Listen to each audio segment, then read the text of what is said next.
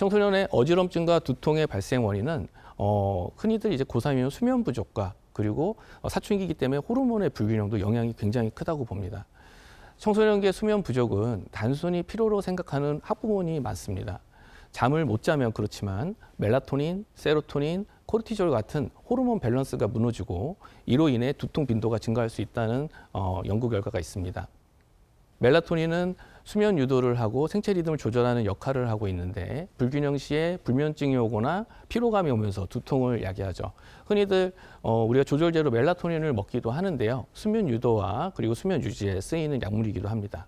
세로토닌 같은 경우에는 사람의 기분을 안정시키고 통증을 조절하는 역할을 하는데요. 근데서 세로토닌 같은 경우에는 기분하고 관련이 있기 때문에 우울증 또는 불안한 감정 그리고 심한 박동성 통증이 있을 때 세로토닌의 분비에 장애가 있다고 판단할 수가 있습니다. 코르티졸은 스트레스에 대처하고 염분 유지하는 호르몬인데요. 이거는 이제 부신피질 호르몬으로서 여기서 나오는 호르몬이 그 염분을 유지를 시킴으로써 사람 몸에 그 수면과 그리고 두통의 그 통증 정도를 좌지우지하게 됩니다. 청소년기에 어지럼증과 두통의 발생 원인으로 에스트로겐도 뽑아볼 수 있습니다. 이 에스트로겐은 뇌혈류 조절을 하기 때문에요. 여학생의 경우에 에스트로겐의 변화가 있을 경우에 특히 생리 전후로 편두통이 심해지는 현상이 있을 수가 있습니다. 남학생의 경우 테스토스테론의 불균형이 올 경우에 흔히들 피로하고 무기력증이 오고 집중력이 저하되고 그리고 짜증이 나고 그리고 특히 편두통보다는 긴장성 두통을 야기한다는 게 특징적입니다. 이거를 공부하기 싫어서 특히 남학생들은 꾀병 부린다고 생각하면 안 됩니다. 결국 두통은 통증이 아니라 호르몬과 뇌 신경회로가 복합적으로 작용하는 결과임을 우리 보호자분들이 기억을 해주셔야 합니다. 그렇다면 수면 부족과 호르몬의 불균형은 어떻게 바로잡아야 할까요? 당연하게 너무 당연한 얘기고 너무 중요한 얘기죠. 하지만 수면 습관 개선이 가장 중요합니다. 일정한 수면 시간, 특히 같은 시간에 자고 같은 시간 일하는 것이 중요하고 잠자기 전에 스마트폰을 사용하는 것은 특히 잠들기 전 30분 전에는 전자기기를 차단하는 것을 추천합니다. 멜라토닌 보충제를 사용하시는 분들이 있는데 멜라토닌은 그 노인분들한테 많이 사용하게 되죠. 주로 송가선에 나오는 멜라토닌이 잘 분비가 안 되는 나이가 되면 수면 도입이 안 되고 수면 유도가 안 되고 그리고 수면 유지가 잘 안 되기 때문에 도움이 되는 약이긴 하지만 아이들에게는 중독이 되거나 아니면 영양이 늘어갈 수 있기 때문에 일시적인 도움은 될 수가 있을 것 같습니다. 하지만 전문의 진료 후에 처방이 필요한 항목입니다. 청소년의 두통과 어지럼증의 발생 원인 이뿐만이 아닙니다.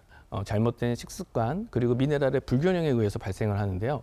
어머님들이 항상 걱정하시죠. 아침을 거르기 그리고 자극적인 음식, 탕후루, 마라탕 이런 것들 그리고 단 음료들 특히 빈속에 먹는 담요가 참 안 좋아요. 모두 두통을 일으키는 촉진제이기 때문에 관리를 해주실 필요가 있고요. 특히 마그네슘, 칼슘, 염분 부족은 청소년기 두통과 굉장히 특히 어지럼증과도 밀접한 관련이 있습니다. 자, 그럼 미네랄 중에 핵심적인 미네랄, 또 필수 미네랄이라고 하죠. 마그네슘, 칼슘, 나트륨에 대해서 알아보겠습니다. 마그네슘은 흔히들 눈이 떨린다던가 아니면 운동선수들 이제 전지훈련 가기 전에 마그네슘을 많이 챙겨가죠. 부상도 막아주고 주요 역할은 신경을 안정시키고 근육을 적절하게 이완을 시키고 뇌혈류를 조절하는 역할을 하는데요. 이게 부족할 때는 신경을 약간 과흥분시킨다거나 편두통이 온다거나 수면 장애가 주로 오고 또 변비, 여자분들은 변비가 많이 올 수 있어요. 칼슘 같은 경우에는 신경 전달을 시키거나 근육을 수축하고 혈관을 수축 조절하는 것이 칼슘이 아주 중요한 역할이고 특히 비타민 D 결핍이 많은 요즘 세대들은 칼슘을 꼭 챙겨봐야 되고 부족할 때는 혈압이 조금 불안정해요. 그러니까 혈압이 높았다 낮았다 하는 것들이 상황에 따라서 너무 잦은 거죠. 그리고 가슴이 자꾸 두근거리는 아이들이 있는데 모든 검사를 다 하고 옵니다. 예를 들어서 그 MRI를 찍거나 가슴 심장 초음파를 하거나 하지만 대부분 정상이 나오는데 칼슘 부족 비타민 D 결핍인 경우가 굉장히 많고요. 염분 같은 경우에 우리가 놓치기 쉬운 건데 혈압을 유지하고 체액의 균형을 맞추고 그리고 신경신호 전달을 담당하는 주요한 역할을 하는 것이 나트륨입니다. 따라서 기립성 어지럼증이 있는 환자들에서는 이 나트륨 조절이 중요하고 규칙적인 삼시세끼가 참 중요하겠죠. 그리고 피로감이나 저혈압 또는 두통들이 나트륨이 부족할 때 오는 현상입니다. 이 세 가지 영양소는 단순히 그냥 영양소가 아니라 뇌와 신경계, 혈압 조절, 자율신경계 균형에서 가장 필수적인 전해질이고 미네랄로서 균형이 가장 중요합니다. 하지만 미네랄의 불균형보다 더 중요한 것이 있습니다. 뭘까요? 바로 수분이죠. 이 수분 부족은 단순히 물을 안 마셔서가 아니라 성장하고 활동하고 그리고 식습관이나 신경계가 조금 불안정하거나 감기 기운이 있을 때 우리 사람의 수분 요구량은 점점점 올라가고 많아지죠. 하지만 수분 섭취는 예전과 비슷하기 때문에 발생하는 겁니다. 그렇다면 청소년기에 수분이 부족한 이유는 뭘까요?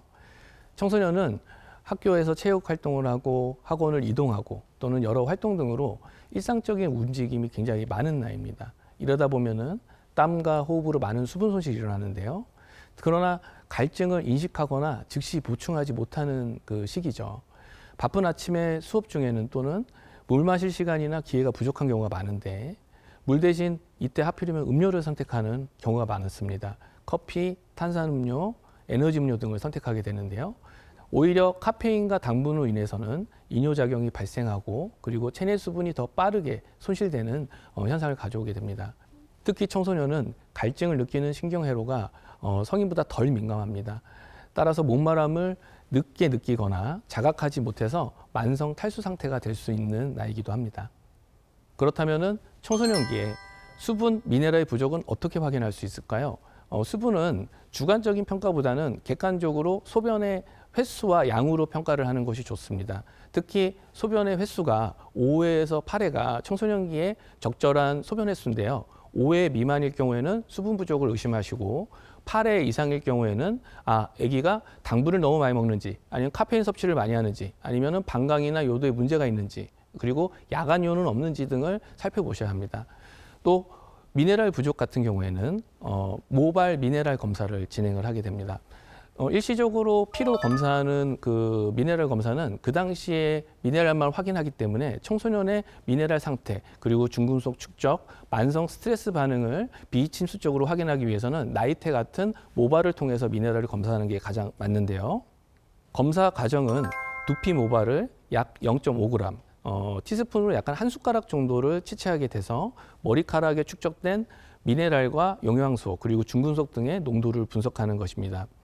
혈액이나 소변은 단기적인 상태를 반영하지만 모발은 수주 또는 수개월간의 축적된 영양 그리고 중금속 상태를 반영하기 때문에 장기적인 영양 상태를 평가 가능합니다. 자, 두통과 어지럼증이 발생하는 원인 정말 다양하죠.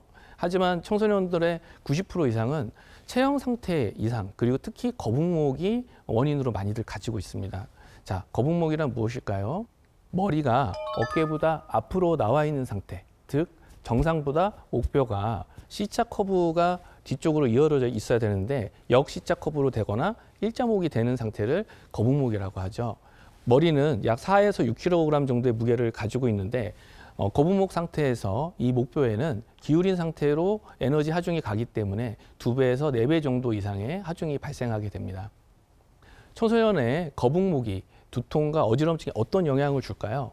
경추 목 주변은 자율신경의 센터입니다. 사람의 그 머리가에서 몸과 그리고 심장 그리고 체포면 쪽으로 갈 때 신경은 반드시 목을 지나가게 돼 있죠.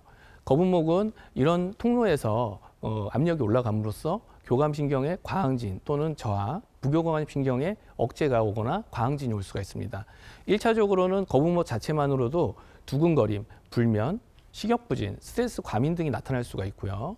머리가 2차적으로 이렇게 앞으로 나오게 되면 가슴이 많이 눌리겠죠. 그러면은 횡격막이 비정상적으로 작동을 하게 되고 특히 그 등치가 있거나 약간 토실토실한 우리 그 사춘기 아이들은 얕은 호흡을 하게 돼서 산소 공급이 저하되고 답답함을 느끼게 돼서 특히 학습을 할 때 집중력이 저하되거나 아니면 피로감을 느끼게 됩니다.